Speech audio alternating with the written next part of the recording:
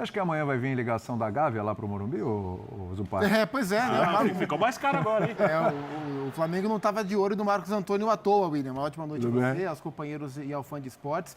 E é muito interessante que o futebol do Marcos Antônio sobressaia, assim, ele vem jogando bem constantemente, mas que o Birner empregue o termo aula para o que ele fez hoje, no momento em que o Crespo passa a ter o time ideal de volta, consegue escalar os jogadores nas suas melhores posições, e ele, Marcos Antônio, não joga de segundo volante, não joga de camisa 10. Ele é a terceira figura desse meio-campo em termos de articulação, e isso é positivo para ele, porque ele joga numa área um pouco mais atrasada da área mais congestionada, e possibilita ele ter um pouquinho mais de espaço para dar os passes fantásticos que ele dá, né? Ele deu um passe para o Caleri no gol que estava impedido, né? Que foi uma jogada belíssima também.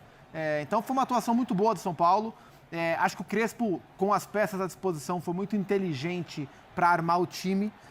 Montando o São Paulo, ele não pode contar com a Arboleda, talvez se ele pudesse contar com a Arboleda, será que ele ia com 3 zagueiros? Não dá para saber. Mas o que ele fez, montando a linha de 4 e montando 3 meio-campistas na primeira linha média, com o Marcos Antônio, com o Bobadilla, depois o Pablo Maia, com o Danielzinho, que mais uma vez jogou muito bem, o Lucas praticamente de enganche, com dupla de ataque, então para o Lucas funciona. Para o Luciano jogar de dupla funciona, porque o Luciano não é 9, não é ponta, não é 10. Ele é um cara para jogar ou de ponta de lança ou de dupla. Então, assim, não é coincidência que o São Paulo encontre a sua melhor versão com seus melhores jogadores de volta. Todos eles escalados nos seus melhores lugares, recuperando a forma física. O jogo de hoje falou sobre o São Paulo e falou também sobre o Grêmio. Opa, vamos falar sobre isso, também sim. Tem que falar sobre um desequilíbrio do time do Grêmio, que o Luiz Castro ainda não conseguiu resolver. O Grêmio é um time muito exposto, é o time que tomou 2 do Fluminense, 3 do Botafogo, quase tomou 3 do São Paulo, né? Então, mais uma partida afirmativa do São Paulo. São Paulo, depois de tudo que passou como instituição, o seu torcedor passou como instituição, merecia viver um período, ainda que mínimo, de estabilidade, né? É bom ver o São Paulo respirar de maneira um pouco mais tranquila e jogar tão bem assim. O Grêmio quase tomou 3 do São Paulo por causa do pênalti, Isso. mas se a gente pegar o jogo todo, pode ter sido 4, pode ter sido até 5. Com as chances criadas, nossa senhora. Geode, claro que a gente vai falar um pouquinho especificamente do Lucas, do Marcos Antônio, falar um pouquinho também do Caleri, falar de Crespo, daqui a pouco a gente vai ouvir o Crespo. Mas só para a gente, espalhando um pouquinho os assuntos, destaque também para o trio. É a primeira vez que esse trio começa como titular, esse ano, mas que já tinha dado uma sinalização muito positiva quando entrou no jogo contra o Santos, né? Durante o jogo a formação aconteceu, o São Paulo melhorou muito naquele jogo e hoje o trio, assim, o Luciano, até pelo pênalti perdido, estou um pouquinho só, mas funcionou, né? Esse trio. E um gol perdido também. E um gol perdido Deu também. Assistência para o Caleri, né?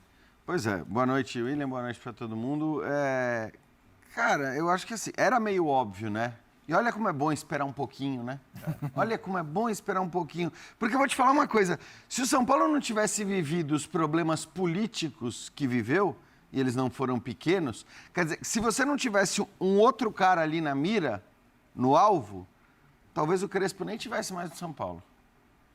Eu acho que assim, a quantidade de crítica já que a gente começava a ouvir em relação ao Crespo, sobretudo depois da mudança na presidência, quando ele passou a ser o alvo seguinte, era um negócio impressionante. E não quer dizer que a partir de agora vai ser sempre assim, vai ser só isso. A gente só vai ver o São Paulo jogar no mais alto nível, porque se jogar do jeito que jogou hoje no campeonato todo, o São Paulo briga pelo título brasileiro. E eu acho um pouco provável. Eu acho difícil que o São Paulo brigue pelo título brasileiro, até porque, como você disse, o trio é muito importante. E o trio não vai jogar o tempo todo. Claro. O trio não vai jogar o tempo todo. Eu acho que isso é muito claro. Quando a gente fala de elencos, a gente sabe que o São Paulo tem algumas peças que são fundamentais, que são determinantes para que o time consiga jogar num certo nível e que essas peças, acho que o Lucas, principalmente, por melhor fisicamente que ele se mostre nas partidas, por mais que ele se dedique, é um cara que não vai ter condição de ser submetido à insanidade do calendário